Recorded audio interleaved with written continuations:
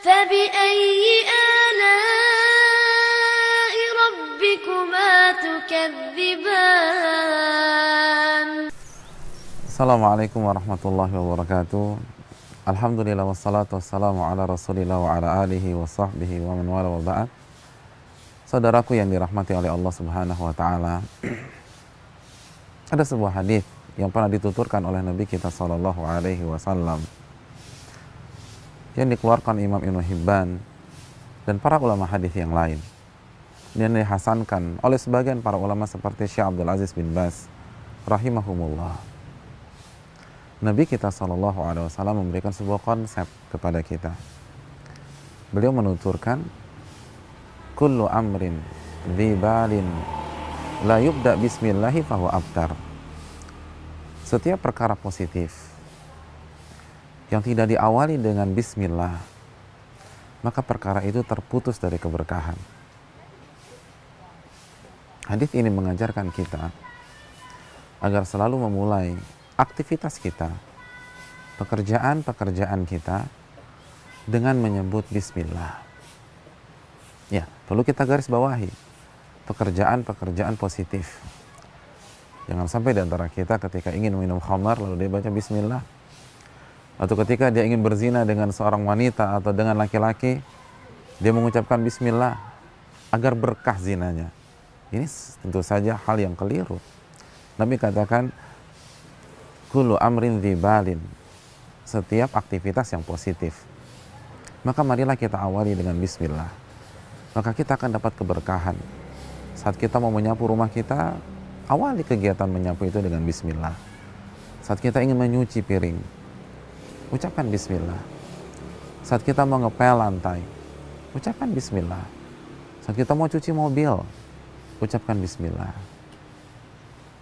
Ketika kita ingin melakukan aktivitas dan aktivitas, ucapkanlah bismillah kepada Allah subhanahu wa ta'ala. Maka insya Allah kegiatan itu akan berkah. Apa itu berkah? Kata Imam Ibnul Qayyim, berkah itu adalah mendapatkan kebaikan yang banyak dengan usaha yang minim. Ya, ketika kita mengucapkan bismillah pada saat kita mengerjakan pekerjaan rumah kita, maka insya Allah di balik itu Allah berikan kebaikan demi kebaikan. Saat kita menyetir mobil dan mengucapkan bismillah, maka insya Allah perjalanan kita akan berujung pada kebaikan demi kebaikan. Pada saat kita berbicara dengan orang, berdiskusi, atau memulai rapat, lalu kita bicara bismillah, maka insya Allah rapat itu diberkahi oleh Allah subhanahu wa ta'ala. Dan kalau kita tidak baca itu, maka keberkahan itu akan pudar dan perlahan demi perlahan akan sirna dari kita. Saudaraku yang dirahmati oleh Allah subhanahu wa ta'ala, apa rahasianya? Ternyata rahasianya bahwa bismillah adalah simbol ketergantungan seorang hamba kepada Allah. Bismillah adalah salah satu simbol ketawakalan kita. Karena tahukah kita pada saat kita mengucapkan bismillah, maka kita baru saja meminta pertolongan kepada Allah.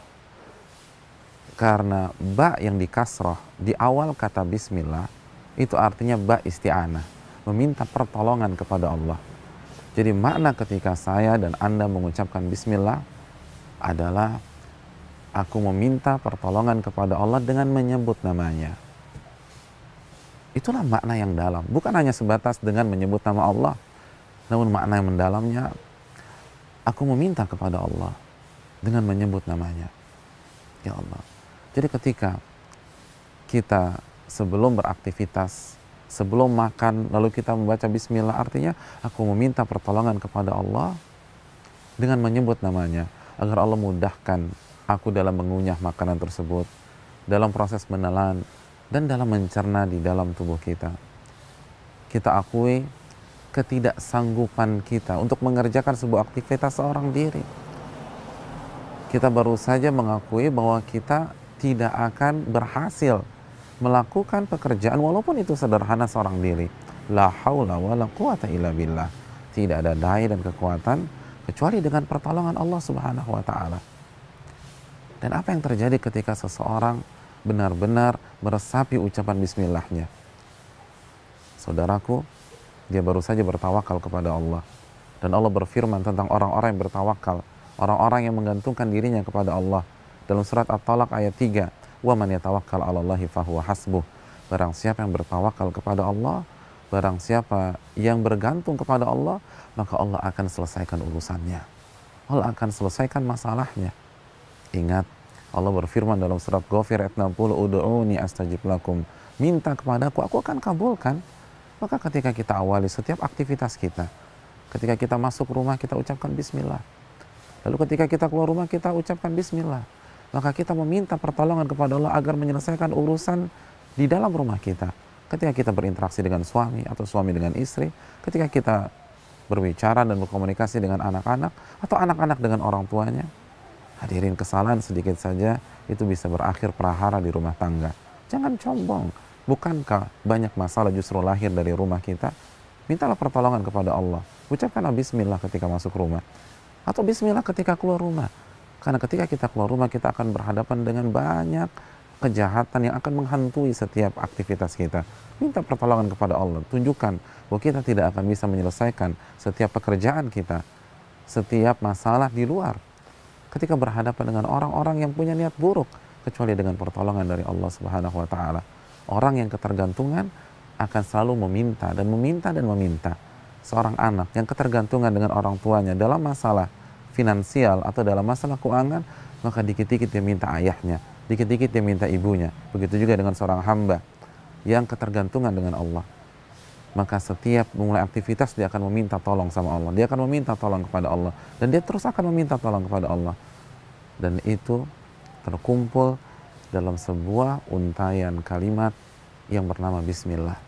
Mulai saat ini, awali setiap pekerjaan positif kita, walaupun hal-hal itu sepele dan kecil, dengan bismillah. Tunjukkan hal yang sepele pun, kalau kita mengandalkan diri kita tidak akan berhasil.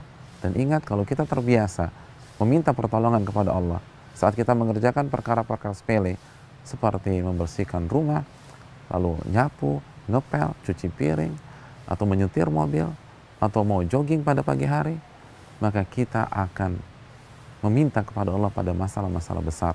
Sesuatu hal yang besar itu diawali dari hal-hal kecil. Ini yang bisa disampaikan. Assalamualaikum warahmatullahi wabarakatuh.